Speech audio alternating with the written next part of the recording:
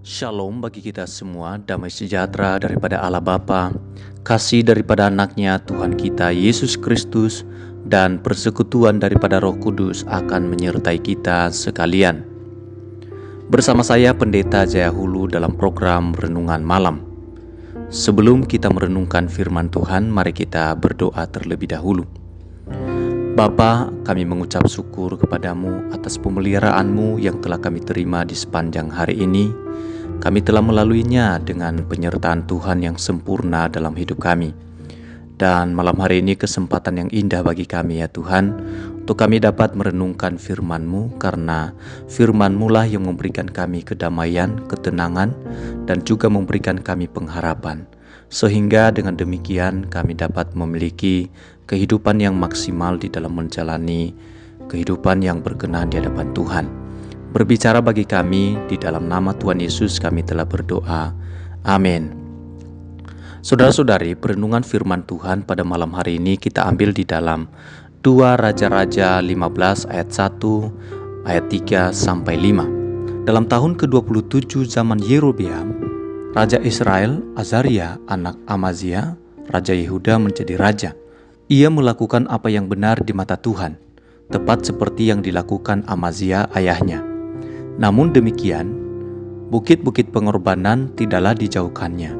Bangsa itu masih mempersembahkan dan membakar korban di bukit-bukit itu. Maka Tuhan menimpakan tulah kepada raja sehingga ia sakit kusta sampai hari kematiannya dan tinggal di dalam sebuah rumah pengasingan. Dan Yotam, anak raja, mengepalai istana dan menjalankan pemerintahan atas rakyat negeri itu. Saudara-saudari, bila kita membiarkan orang berbuat dosa walaupun kita tidak ikut melakukannya, sesungguhnya kita telah terlibat di dalam perbuatan dosa tersebut. Hal itu sama seperti seorang penjaga rumah yang membiarkan pencuri masuk dan mengambil barang-barang di dalam rumah yang ia jaga. Walaupun ia tidak ikut mencuri, namun ia tetap harus bertanggung jawab atas peristiwa tersebut, sebab kelalaiannya dalam menjalankan tugas telah mengakibatkan si pemilik rumah mengalami kerugian. Hal yang sama dengan diri kita juga bisa terjadi. Bila kita membiarkan orang berbuat dosa padahal seharusnya kita dapat mengingatkan yang bersangkutan, maka sesungguhnya kita telah ikut terlibat di dalamnya. Kelalaian seperti itulah yang telah dilakukan oleh Azaria, Raja Yehuda, seperti yang dicatat di dalam 2 Raja-Raja 15 ini. Memang ia tidak ikut menyembah berhala sehingga dikatakan bahwa ia melakukan apa yang benar di mata Tuhan. Namun sebagai seorang raja yang berkewajiban untuk menjaga kehidupan rakyatnya, Azaria telah membiarkan bangsa Yehuda menyembah berhala. Kelalaiannya di dalam memenuhi tanggung jawabnya ini mengakibatkan Tuhan menimpakan tulah sehingga ia menderita kusta sampai akhirnya dia meninggal.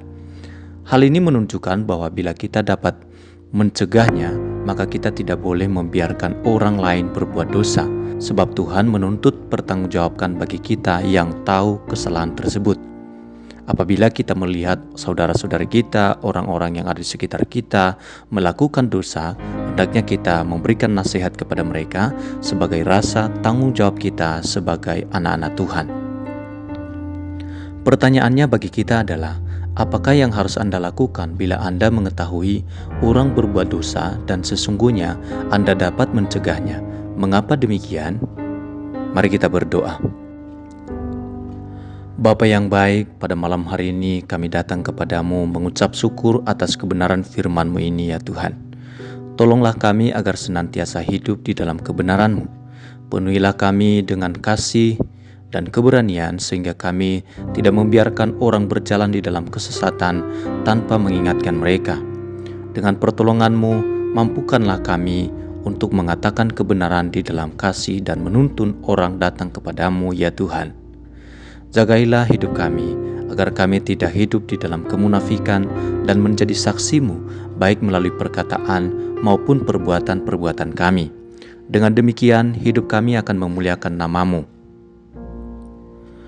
Kami berterima kasih untuk kemurahan-Mu yang besar bagi hidup kami ya Tuhan. Engkau telah menuntun hidup kami di sepanjang hari ini dengan kebenaran firman-Mu. Engkau menyertai kami dengan Roh-Mu dan tidak membiarkan kami berjalan menempuh hidup ini seorang diri. Hanya dekat dengan-Mu saja ya Tuhan, hati kami tenang dan jiwa kami melimpah dengan damai sejahtera. Di dalam penyertaan-Mu kami mengalami berkat yang berlimpah-limpah. Tuhan, sertailah kami senantiasa dan genapilah rencana-Mu di dalam kehidupan kami. Pada malam hari ini ya Tuhan, hamba berdoa untuk para pendengar yang mendengarkan renungan pada malam hari ini. Jikalau mereka dalam keadaan sakit, Tuhan sembuhkan, pulihkan keadaan mereka. Bagian-bagian tubuh mereka yang sakit, Tuhan jamah di dalam nama Tuhan Yesus. Mereka yang bergumul dalam pekerjaan, Tuhan yang memberikan jawaban atas pergumulan mereka. Engkau sertai mereka ya Tuhan, Engkau berikan kekuatan di dalam hati para pendengar renungan malam hari ini. Berkati keluarga mereka ya Tuhan, dan Engkau Tuhan yang menuntun mereka kepada jalan-Mu yang benar. Pada malam hari ini kami kembali mengungkapkan pengakuan iman kami kepadamu.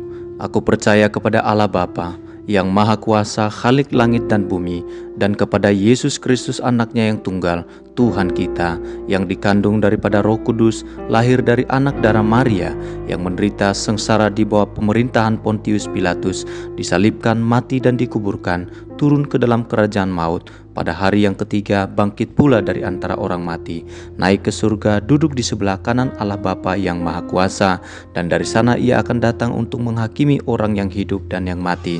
Aku percaya kepada Roh Kudus, gereja yang kudus dan am, persekutuan orang kudus, pengampunan dosa, kebangkitan tubuh, dan hidup yang kekal. Di dalam nama Tuhan Yesus kami telah berdoa. Amin. Saudara-saudari, bila saudara diberkati dengan perenungan firman Tuhan pada malam hari ini, silakan meninggalkan komentar di bawah ini untuk mendukung channel ini semakin berkembang dan dapat menjadi berkat bagi banyak orang. Tuhan Yesus memberkati.